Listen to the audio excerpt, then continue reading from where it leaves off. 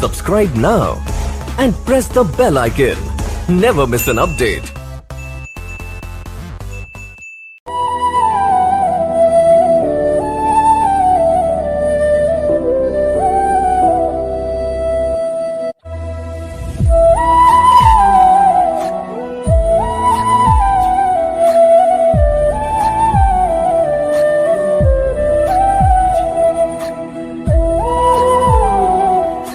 Technology for visually impaired प्रस्तुत करते हैं संडे स्पेशल एक मुलाकात। प्रायोजक unique technology for visually impaired, सह प्रायोजक Telegram channel unique technology app store for visually impaired. अस्सलाम वालेकुम, मैं हूं आपका दोस्त यासिर नूरानी। संडे स्पेशल एक मुलाकात एपिसोड 19 के साथ। तो हमारा यही मकसद होता है, अगर हमारे पास कोई मेहमान होता है, जैसे पिछले भी अपने इंटरव्यू सुने, इससे हम कुछ ना कुछ जरूर सीखेंगे। आज भी मेरे साथ है होस्ट और दोस्त सईद शगुफ्ता इंदिरा भी। शगुफ्ता, कैसे हो? अस्सलाम वालेकुम यासिर नूरानी साहब, आप कैसे हैं? हाँ, बस अल्लाह का करम है। आप कैसे हो? बस बहुत ही अच्छा है, मौका मिला कि आज भी हम इकट्ठे किसी मेहमान को यहाँ हम लाए हैं, क्योंकि हमें कुछ ना कुछ सुनते ही रहना है इन मेहमानों से। तो जी, आज भी हमारा एक मेहमान है इंदौर से, हसन अली सर। हसन अली सर, आपको इस प्रोग्राम में खैर मकदम है। जी, बहुत बहुत शुक्रिया यासिर भाई और शगुफ्ता, आप दोनों का। जी सर। जी, वेलकम है आपको इस हमारे इस छोटे से प्लेटफॉर्म पे। तो जी जी जी सर, ये बताइए कि आप रहने वाले कहाँ के हैं? आप कहाँ से बिलोंग करते हैं? भाई, बात यह है कि अगर हम पूरा शुरू से बताएं तो मेरा जो जन्म था, पैदाइश यानी, वो एक धार जिले के बखतगढ़ नामी एक छोटे से गांव में हुई थी। 5 फरवरी 1976 को ये मेरा डेट ऑफ बर्थ है। और उसके बाद 7 साल तक तो हम लोग जो है बखतगढ़ में रहे, और उसके बाद फिर हम लोग जो है वो राजगढ़ आ गए, हमारे ननिहाल। क्योंकि बखतगढ़ हमारे दादाजी का गांव था और राजगढ़ हमारे नाना जी का कस्बा था। उसको शहर नहीं कह सकते, छोटा सा कस्बा था, लेकिन बखतगढ़ से थोड़ा ज्यादा तरक्की याफ्ता था और काफी कुछ वहाँ फैसिलिटीज थी। क्योंकि बखतगढ़ में हमारे लिए कोई फ्यूचर था नहीं, तो मदरसे की तालीम वगैरह ये सब चीजों के लिए हम लोग राजगढ़ शिफ्ट हो गए।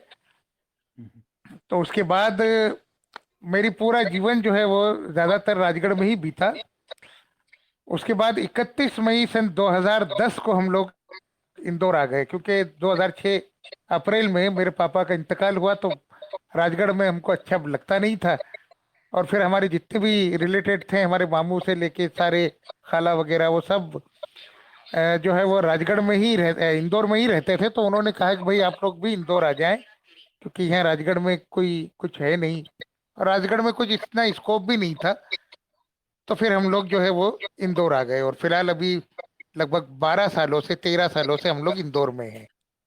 तो ये बताइए कि आप ब्लाइंड बाय बर्थ है या कुछ पार्शली है? जी, बाय बर्थ ब्लाइंड हूँ, और मेरा छोटा भाई भी बाय बर्थ ही है। वो भी, हम एक्चुअली 2 भाई हैं और दोनों ही टोटली ब्लाइंड है। लेकिन इससे पहले हमारी मम्मी को एक लड़का हुआ था जो साइटेड था, लेकिन वो 1 साल का हो 1 महीने का होके अल्लाह को प्यारा हो गया। अच्छा, ये बताइए आप इस टाइम क्या कर रहे हैं, क्या काम कर रहे हैं? फिलहाल तो मैं अभी ज्यादा कुछ कर नहीं रहा, बेरोजगारी हूँ अगर कहें तो। थोड़ा बहुत कुछ अगर ऑनलाइन काम मिल जाता है तो कर लेता हूँ, वरना तो फ्री हूँ। बाकी कलेक्शन वगैरह बनाने का शौक है मुझे, म्यूजिक का शौक है, कराओके ट्रैक्स वगैरह बनाने का, और ऑडियो एडिटिंग से रिलेटेड मेरा काम है। तो उसी में ट्राई कर रहा हूँ कि कोई काम अच्छे से मिल जाए। पहले मैं जी, कंप्यूटर टीचर हुआ करता था, लेकिन वो जॉब मेरी छूट गई। अच्छा, ये बताएं, जो आपने ये करोके का जिक्र किया है, ये कब से आपको ये शौक पैदा हुआ ये करोके ट्रैक बनाने का? ये मुझे 96 में सबसे पहले पता चला था। मेरा एक दोस्त है सुनील कुमार झुंझे, तो जी सर। उन्होंने मुझे सबसे पहले ये जानकारी दी थी कि अब जो है वो प्री रिकॉर्डेड ट्रैक होते हैं और हम लोग उस पर गाते हैं। उनका एक कैसेट तो वो ट्रैक पर हुआ था। उस समय उसने ये नहीं बताया था कि इसको बोलते क्या है। तो मैं चूंकि 95 में कैसेट रिकॉर्डिंग का बिजनेस शुरू कर चुका था, मतलब कैसेट डब किया करता था फिल्मी जी। गाने वगैरह के, तो इंदौर जाया करता था कैसेट्स वगैरह लेने के लिए। तो मैंने जहां से मैं कैसेट्स लाया करता था उनसे कहा कि भाई मुझे वो म्यूजिक के कैसेट चाहिए जो जिनमें ना इंस्ट्रूमेंट हो ना अपनी आवाज हो। अब चूंकि मुझे पता नहीं था कि इसको कराओके कहते हैं, तो फिर उन्होंने कहा अच्छा अच्छा आपको कैराओके चाहिए। मैंने कहा जो भी है वो वही चाहिए। तो उन्होंने ऑडियो विजन के कुछ कैसेट दिखाए मुझे, मैंने सारे ही खरीद लिए। तो उसके बाद से बस फिर मुझे जो है इसका चस्का लग गया कराओके पर, क्योंकि उस समय मेरे पास गाने की सुविधा नहीं होती थी। मतलब रिकॉर्डिंग की कोई सुविधा नहीं थी, क्योंकि मेरे पास जो कैसेट रिकॉर्डिंग का डेक था वो FLD जिसको बोलते हैं, डबल कैसेट प्लेयर, जी। उसी में एक माइक का सिस्टम दिया हुआ था। तो उससे मैं जोड़ के अपने माइक को और अपने ट्रैक को प्ले करके और उस पर गाना रिकॉर्ड किया करता था। लेकिन अनफॉर्चुनेट उस समय कोई इफेक्ट नहीं होते थे, उसमें कोई इफेक्ट देने का ऑप्शन नहीं था। बाद में फिर ये हुआ कि 2001 में मैंने अपना एक चैनल, ऑडियो चैनल शुरू किया केबल सिस्टम यूट्यूब के से? थ्रू। यूट्यूब से? नहीं नहीं, यूट्यूब वगैरह से तो मैं उस समय परिचय ही नहीं था, परिचित नहीं था। ये तो बहुत लेट हुआ। फिर ये एक अपने गांव के राजगढ़ के अंदर मैंने एक चैनल शुरू किया केबल बिछा के।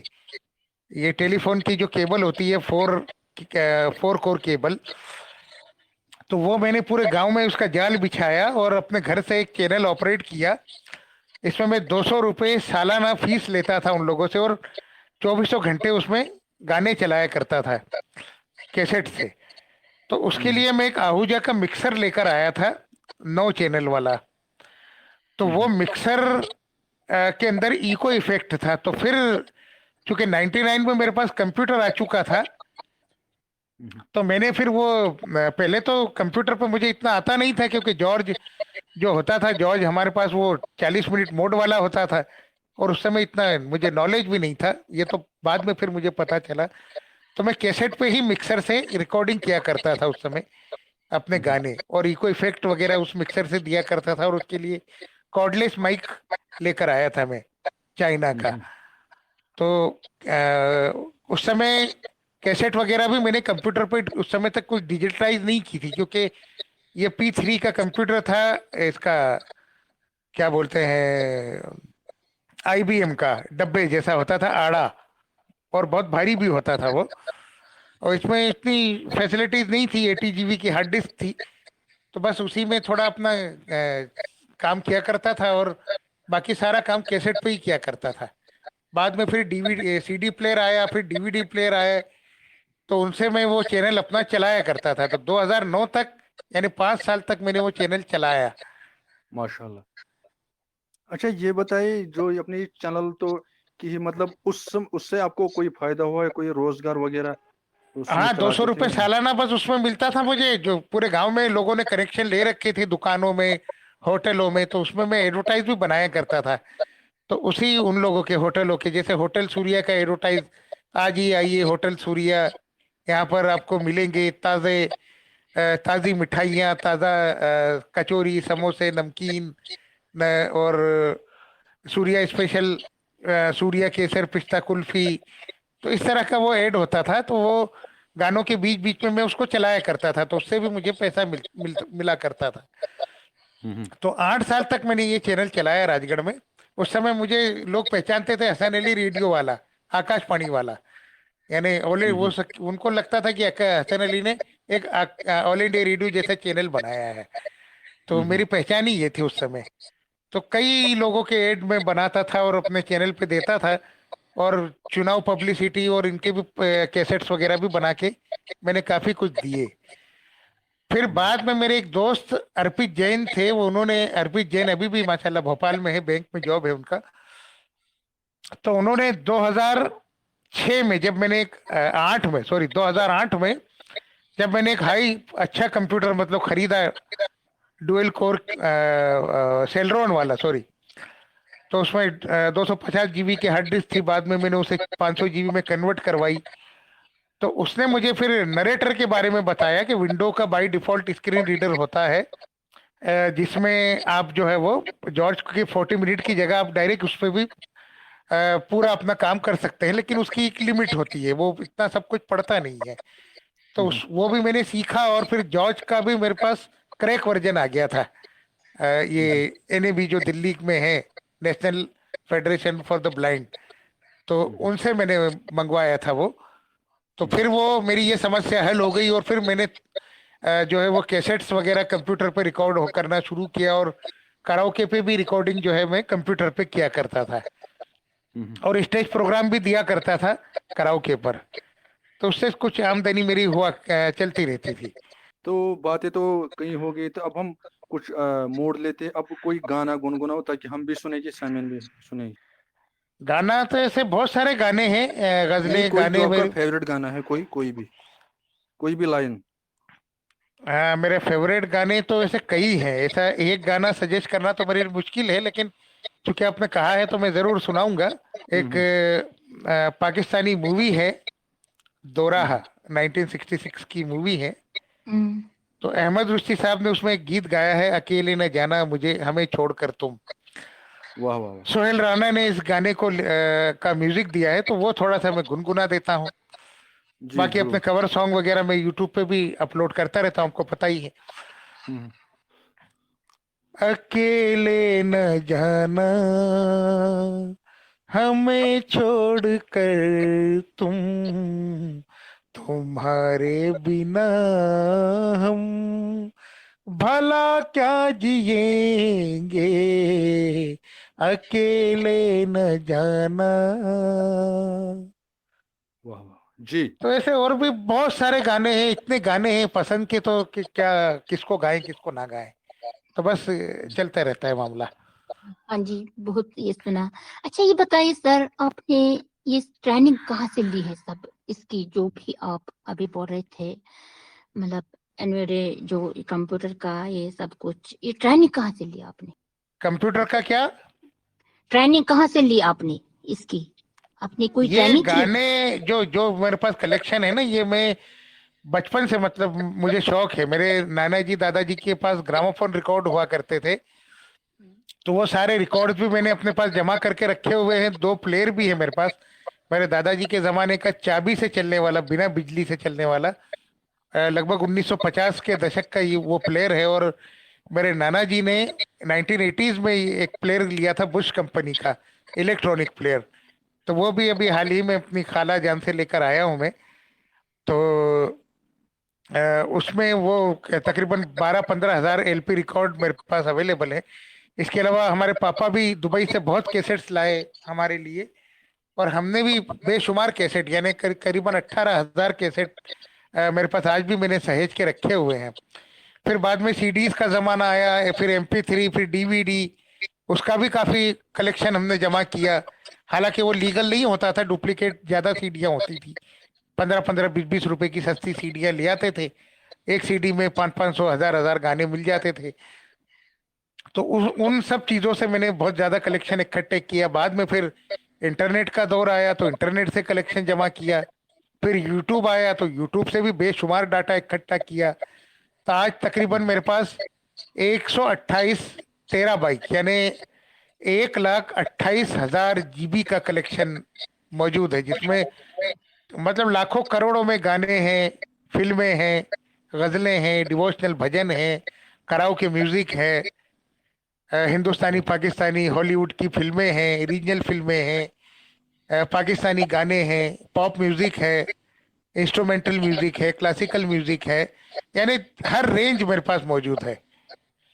और इसी का काम मैंने टेलीग्राम पे भी बेशुमार किया है, बहुत सारे चैनल मैंने टेलीग्राम पे, यूट्यूब पे बनाए हैं, और अपना अपना काम कर रहा हूँ अभी भी।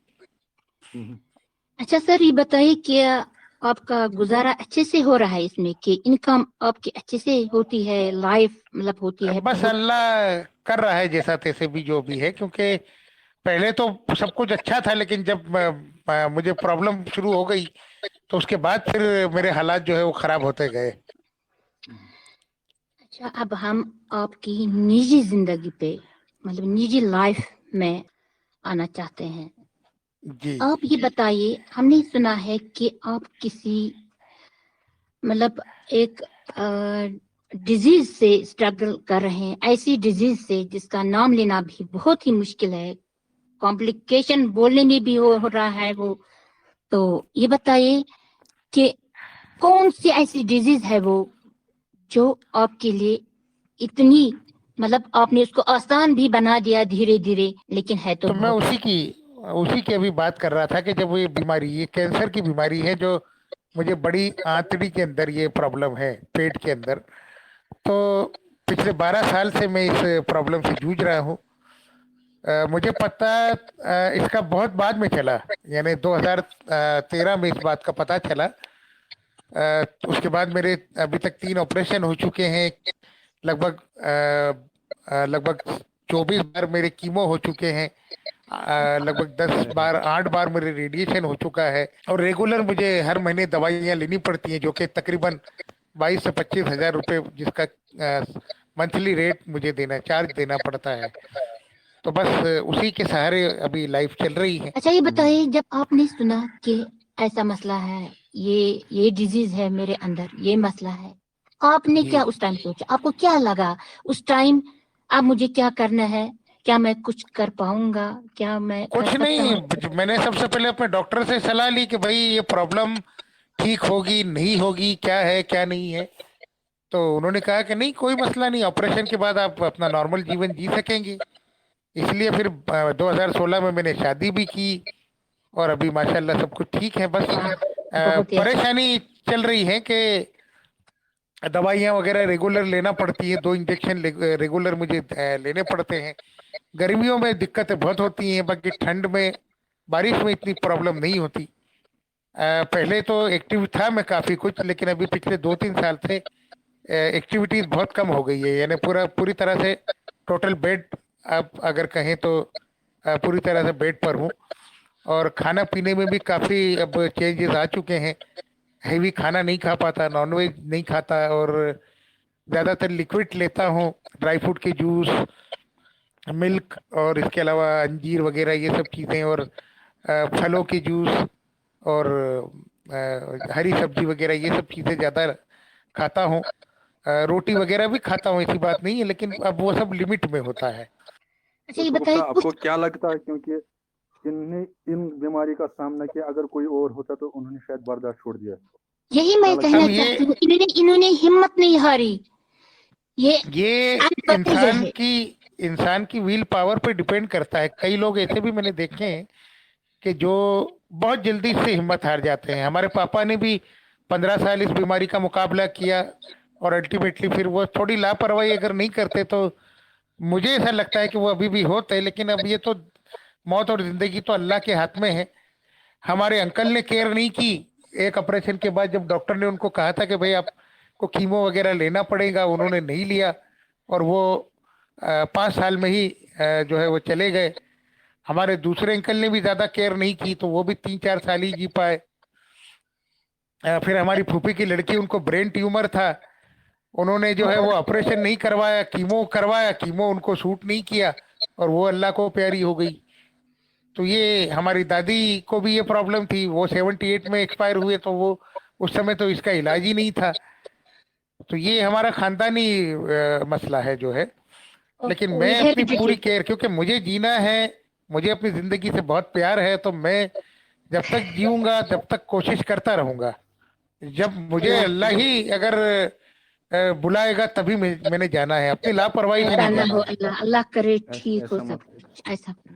अच्छा ये बताइए सर, ये बताइए कि अब आपको इम्प्रूवमेंट कुछ लग रहा है कि मतलब धीरे धीरे ये ठीक होगा? इम्प्रूवमेंट तो है, लेकिन बस ये है कि वक्फन तो वक्फन इसके सेल्स बनते हैं। क्योंकि जैसे नॉर्मली चीजें होती है ना, जैसे जानवर बच्चे देता है या अंडे देता है, इसी हाँ। तरह से ये बीमारी भी जो होती है, ये भी एक तरह का, इस तरह का एक जीव है, ये जीवाणु हम कहेंगे इसे।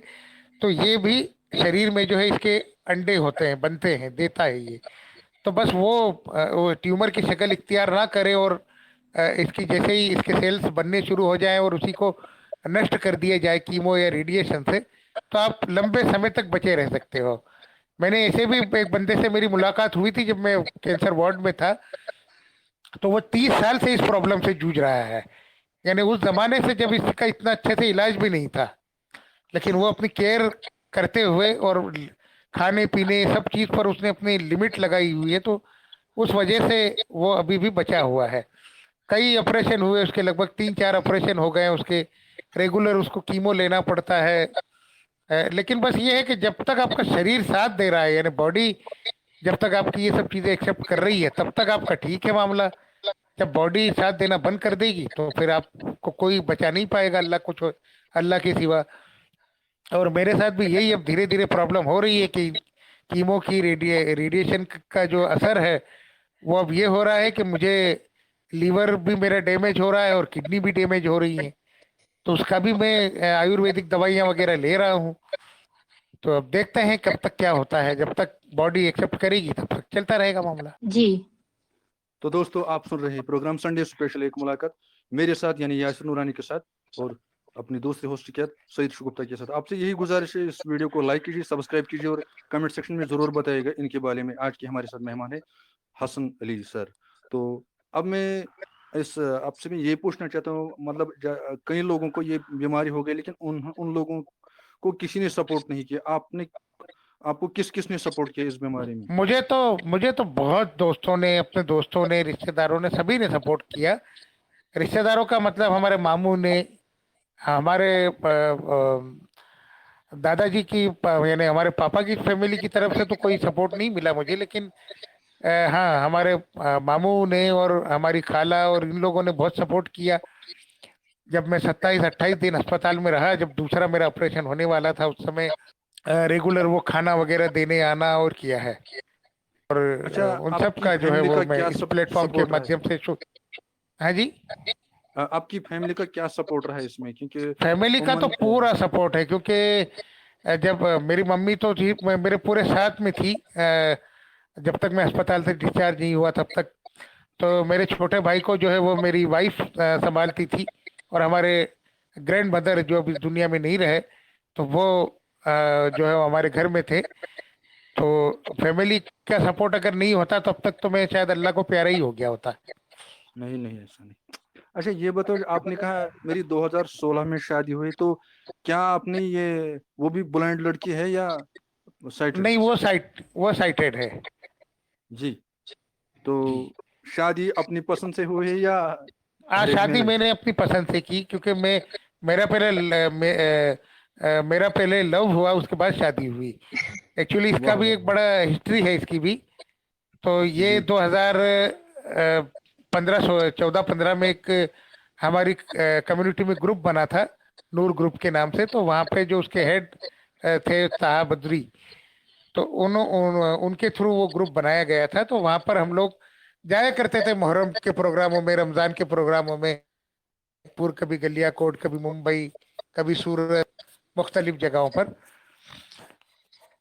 अच्छा, ये तो फिर बताओ। उसके बाद ये हुआ कि वहां पर एक हमारे दोस्त हैं अब्देली भाई, होशंगाबाद से जिनका ताल्लुक है। तो उन्होंने फातिमा से मेरी पहली बार जान पहचान करवाई और फोन पे बात करवाई। और जब मैंने पहली बार उससे बात की तो मुझे वो बहुत पसंद आई, और मैंने पहले ही दिन उन्हें प्रपोज कर दिया कि भाई मुझे तो तुम। बहुत ही अच्छा। तो वो एकदम बहुत ही अच्छा। घबरा गई ये बात सुन के। तो फिर थोड़ा हमारा बातचीत का सिलसिला शुरू हुआ, और फिर बातचीत जी लंबी होती, सारा हम एक दूसरे के बारे में हमने बताया।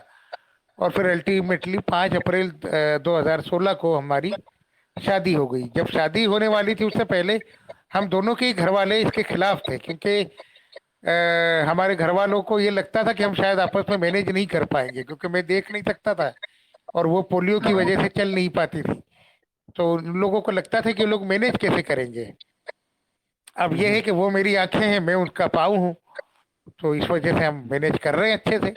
और 7 साल हो गए अल्लाह के करम से, और सब कुछ बढ़िया है। जो तो उस खुदा को जमाने में करना है तो वही होता है। फ्री कॉलिंग वगैरह तो होती नहीं थी, फोन पे तो बहुत पैसा लगता था।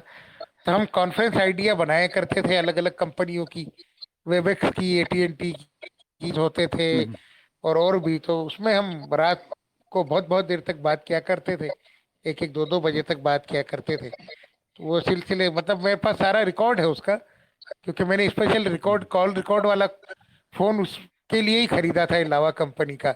जी जी सर, ये बताइए कि अक्सर जब भी कोई डिजीज, जब भी तबीयत खराब होती है इंसान की, ना इंसान को मन काम करता है, ना मतलब आना जाना लगा रहता है किसी रिलेटिव के साथ, ना फ्रेंड्स के साथ, ना किसी ऐसे इंसान के साथ। आपका क्या रहा उसमें रद्द अमल? आपने वहाँ क्या किया मेरे उस साथ भी दौरान? यही होता है यार। बात यह है कि मेरा भी पहले तो मैं एक्टिव था, लेकिन अब मन नहीं करता कि मैं कहीं जाऊं। मुझे इतने शादी के न्योते वगैरह आते हैं, इनविटेशन वगैरह आते हैं। मेरे हालात अब ऐसे नहीं रहे कि मैं अब जा सकूं, क्योंकि मुझे उठने बैठने की भी प्रॉब्लम है। तो ये सब चीजें मेरे लिए बड़ी दिक्कत हो गई है। तो मैं खुद भी अब इन सब चीजों को अवॉइड करने की ही कोशिश करता हूँ। तो ये सभी के साथ होता है, जब आपका मन आपके साथ ना दे या आपका शरीर आपका साथ ना दे तो कुछ भी करना अच्छा नहीं लगता। हालांकि मेरा ऐसा है कि मैं काम करने में बिलीव करता हूँ, क्योंकि मैं जब तक जिंदा हूँ, जब तक एक सांस के आखिरी जो है आखिरी हद तक, यानी जब तक मेरी सांस चल रही है, अगर मैं कुछ भी करने के लायक हूँ तो वो करूंगा। क्योंकि मैं अगर काम नहीं करूंगा तो वक्त से पहले ही शायद मर जाऊंगा। तो मेरे को जिंदा भी रखा हुआ है अपने काम ने ही। इसी वजह से शायद मेरा विल पावर रहना इतना चाहते मजबूत हैं है, वो, और इसी वजह से, हाँ, मेरा विल पावर इतना मजबूत है। और एंगेज, मैं, हाँ आप एंगेज रहना चाहते हैं। अच्छा हाँ, बताइए मैं आपने। बिल्कुल एक्टिव। और हर किसी को मैं ये पैगाम देता हूँ कि अगर आपको बीमारी है किसी भी तरह की, आपको कोई मानसिक प्रॉब्लम है, कोई डिप्रेशन है, कुछ भी है, तो किसी न किसी काम में अपने को लगा के रखो, ताकि आपको इन सब चीजों से निकलने में, क्योंकि दो चीजें हैं आपको निकालने के लिए। या तो आप खुद से काम में अपने को मसरूफ कर लें, या आपका सर्कल ऐसा हो कि वो लोग आपको इस हालत में पहुंचने ही ना दें। और दोनों ही मेरे पास है, अल्लाह का करम है। तो मेरा फ्रेंड सर्कल भी इतना अच्छा है कि मुझे इसकी कोई टेंशन ही नहीं है। हाँ वो तो है ही, आप भी खुद ऐसे ही हैं मतलब असल लोग, में। मेरे दोस्त यार मुझे कहते हैं कि भाई तू जो कैंसर को है ना, तूने घोल के पी लिया है पूरा। मैंने कहा भाई मैंने पी भी लिया और डकार भी नहीं ली, मतलब मैंने पचा लिया उसको, टेंशन मत लो। तो ऐसा एक नजरिया होना चाहिए इंसान का। लोग कैंसर का नाम सुन के ऐसे घबरा जाते हैं कि जैसे कोई कयामत ही आ गई हो। अब एक क्वेश्चन ये है कि कोशिश आज तक हुई कि कोई इंटरनेशनल कंट्री से, जैसे कोई थेरेपी होती है, जर्मन थेरेपी जैसे, ऐसे थेरेपियां होती हैं जिससे कुछ हद तक मतलब इम्प्रूवमेंट हो? नहीं, इसकी तो दो ही थेरेपी है, कीमोथेरेपी और रेडियोथेरेपी। और अभी एक हम्म। नई कोई टेक्निक भी इजाद हुई है, और एक लेजर टेक्निक भी होती है, लेकिन वो तब काम करती है जब आपकी बीमारी फर्स्ट स्टेज पर हो। अगर हाँ जी। सेकंड स्टेज पर आ जाए और थर्ड स्टेज पर आ जाए तो फिर सेकंड स्टेज पर तो आप ऑपरेशन से ठीक हो जाओगे, हाँ शायद जी। आपको ज्यादा कीमो की जरूरत ना पड़े। लेकिन थर्ड स्टेज पर अगर आती है तो फिर आपको कीमो, रेडिएशन, दवाइयाँ रेगुलर लेना पड़ती हैं। और फोर्थ स्टेज पर तो फिर इसके बचने की चांसेस कम होते हैं, क्योंकि ये एडवांस स्टेज होती है। ये और बताइए आप लोग किस स्टेज पर? इसके जो सिम्टम्स होते हैं वो ये है कि किसी को भी, ये सभी के लिए बता रहा हूं मैं, कि अगर किसी को भी बैठ के खड़ा होने में या सो के खड़ा होने में चक्कर आते हो, या उनका वेट घट रहा हो, या खून की कमी हो रही हो, खाने के बाद उनका जी मचलाए, घबराए, उल्टी जैसा उनको महसूस हो, खाना पचे ना, या टॉयलेट के समय उनको दिक्कतें आए, या फिर अगर उनको गैस होती है तो वो उसमें बहुत ज़्यादा स्मेल हो, तो ये सिम्टम्स इस बीमारी के हो सकते हैं। वो बिल्कुल भी जो है उसको इग्नोर ना करें और तुरंत अपनी बॉडी का चेकअप करवाएं। इसके दो प्रमुख टेस्ट होते हैं, सीटी स्कैन और कोलोनोस्कोपी। उसके बाद फिर हम्म। इंडेक्सकोपी होता है, अल्ट्रासाउंड होता है, और भी बहुत से टेस्ट होते हैं। लेकिन ये जो छोटे मोटे टेस्ट होते हैं, सोनोग्राफी, एक्सरा और दूसरे जो टेस्ट होते हैं, ये बेमतलब के टेस्ट होते हैं। इनमें अगर इस तरह के सिम्टम्स किसी को मिलते हैं तो फिर इस तरह के छोटे टेस्ट को उनको करवाना ही नहीं चाहिए, क्योंकि उनसे इनका वक्त भी बर्बाद होगा और पैसा भी जाया होगा। सीधा सीधा सीटी स्कैन कराओ या कोलोनोस्कोपी कराओ, तो उससे इनको पता चल जाएगा कि उनको दिक्कत कहाँ पर और कितनी है। तो ये बताइए कि अब ये क्वेश्चन है कि आप इस टाइम मतलब इसमें कौन सा स्टेज आपका चल रहा है? अल्लाह ना करे आपको। मेरा तो वैसे जब मुझे पता चला था पहली बार, तब मेरी प्रॉब्लम जो है वो सेकंड स्टेज पर आ गई थी। बाद में फिर थर्ड स्टेज पर रहा, और अभी थर्ड स्टेज पर था ये, जब मैंने ये कीमो वगैरह अभी रेगुलर मुझे लेने पड़ रहे हैं। जी, अभी फोर्थ स्टेज पर जिस दिन आएगा, फिर उस दिन अल्लाह अल्लाह ही बचाएगा। अल्लाह तो मैं बचाएगा। उस और मैं इस स्टेज पर उसको आने ही नहीं दे रहा, क्योंकि मैं उसका कुछ होने से पहले ही उसको वहीं पे खत्म कर देता हूँ। हम्म, तो जी शुगुप्ता, हाँ घड़ी जी, क्या कह रही है? घड़ी तो इशारा दे रही है, तो इसलिए अगर आप कुछ क्वेश्चन करना चाहते हैं, कुछ नहीं, लास्ट बस की। मेरी अब ये आपसे गुजारिश करूंगा, इनको जरूर सपोर्ट कीजिए। इनकी एक यूट्यूब चैनल है, सबरंग अफशल है, सबरस है। तो बाकी यूनिक करो कि वो पब्लिक या सिंग इंडिया कवर संग है, यूनिवर्सल टैलेंट, इनको आप जरूर सब्सक्राइब, सब्सक्राइब कीजिए। लाइक, शेयर, मतलब कमेंट ये आप कीजिएगा, जी। तो ये तो तो जरूरी अब है। मैं आपसे एक सर संदेश सुनना चाहता हूँ, क्योंकि कुछ लोग ऐसे हैं ब्लाइंड, जिन्होंने माँ बाप ने कैद करके रखा अपने कमरे में, आप कुछ नहीं कर सकते हो। उन माँ बाप के लिए और उन ब्लाइंड लोगों के लिए क्या मैसेज देना है, मख्तसर मैसेज? भाई मेरा ये है कि मैं तो उनको भी ये मैसेज दूंगा, और दूसरे माँ बाप को भी जो जिनके बच्चे ब्लाइंड पैदा होते हैं। अगर जी। किसी साइटेड फैमिली में कोई ब्लाइंड पैदा होता है, और अब हम लोगों के साथ तो ये प्लस पॉइंट था कि हमारा तो कोई भाई ना कोई बहन, कोई भी साइटेड नहीं है, हम दो भाई हैं, दोनों ही ब्लाइंड थे। तो हम लोगों को ने तो जो मजे लिए जिंदगी के, जितने मजे हमने लूटे हैं शायद किसी ने नहीं लूटे होंगे। लेकिन उन लोगों को बहुत सफर करना पड़ता है जो साइटेड फैमिली में होते हैं, खास करके लड़कियों को। तो मेरी उन सब माँ बापों को ये पैगाम है कि अपने बच्चों को तालीम दें, उनको अच्छी से अच्छी शिक्षा दें, दीनी तालीम भी दें और दुनिया की तालीम भी दें, क्योंकि दीनी तालीम से सब कुछ नहीं होता, दुनिया की तालीम भी बहुत जरूरी है अगर आपको तरक्की करना है। और उनको इतना सेल्फ डिपेंड बनाए कि वो किसी का मोहताज ना रहे। घर में कैद करके तो बिल्कुल ना रखे, क्योंकि अल्लाह ने अगर किसी को कोई कमी दी है, चाहे वो, मैं ब्लाइंड की बात नहीं कर रहा, किसी भी कोई भी माजूरी हो, चाहे वो पाँव से विकलांग हो, हाथों से हो, कोई डिसेबल हो। कोई बोल ना सके, सुन ना सके, कोई मानसिक रूप से, कोई दिमाग से, मतलब उनको दिक्कत हो, तो उनमें अल्लाह ने वो टैलेंट दिया है जो आप लोग नहीं समझ सकते। यानी जो अच्छे साइटेड नॉर्मल लोग हैं वो इन चीजों को नहीं समझ सकते। और लेकिन माँ बाप ये चीज समझ लेते हैं कि उनके बच्चे में क्या टैलेंट है। तो माँ बाप को खास पैगाम है मेरा कि अपने बच्चों को बराए मेहरबानी किसी के रहमो करम पे ना छोड़ें, क्योंकि भाई बहन, मामू, मामा, चाचा, ये सब कुछ नहीं होता। फूफी, खाला, ये सब अच्छे रिश्ते हैं, मैं उसका कोई इख्तलाफ नहीं है मुझे। लेकिन ये तभी आपकी कदर करेंगे जब आप जब हाँ, अपने में, जब आपका सेल्फ डिपेंड आप अपने रहेंगे। अगर जब हम आप खुद इस तरह स्टैंड की हो। जिंदगी, जब आप इस तरह की जिंदगी जीते हैं कि भाई कोई आएगा आपको 2 टुकड़े रोटी के दे देगा, तो वो फिर आपकी ना इज्जत है ना कदर है। वो तो बस ये है कि वो फिर मन में आपके लिए बद्दुआएं देंगे कि भाई ये कब जाएगा, कब मरेगा, हमारे पे बोझ है। तो इस तरह की बराए मेहरबानी नौबत अपनी औलादों पे ना आने दें। बहुत अगर ही आपने अच्छा मैसेज पैदा है। किया है तो आप जो है वो उन्हें पूरी परवरिश दें, उनको पूरी परवरिश करें। और आप नहीं, आप समझते अपने को कि ये आपके काबिल नहीं है, तो बराए मेहरबानी उनको किसी संस्था में डाल दें, ताकि वहां से वो अपना सेल्फ डिपेंड बन जाए, पढ़ाई लिखाई भी उनकी हो जाए और वो जॉब भी कर ले, चाहे उनका बहुत ही जो भी अच्छा फील्ड वो मैसेज। चुने, लेकिन वो सेल्फ डिपेंड होगा। तो वो आप आगे चल के आपकी अपनी आपकी खुद की मदद करेगा। अच्छा, लास्ट का क्वेश्चन आपसे तो पूछना चाहती हूँ, जी। लास्ट का।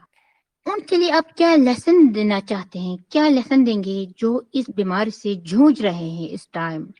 मतलब जैसे आपने स्ट्रगल किया, आपने जाहिर भी नहीं होने दिया कि ऐसा कुछ है, कि आपने ऐसा काम भी किया, मतलब एंगेज भी रहे सब कुछ, तो उनके लिए क्या लेसन है ये बताइए।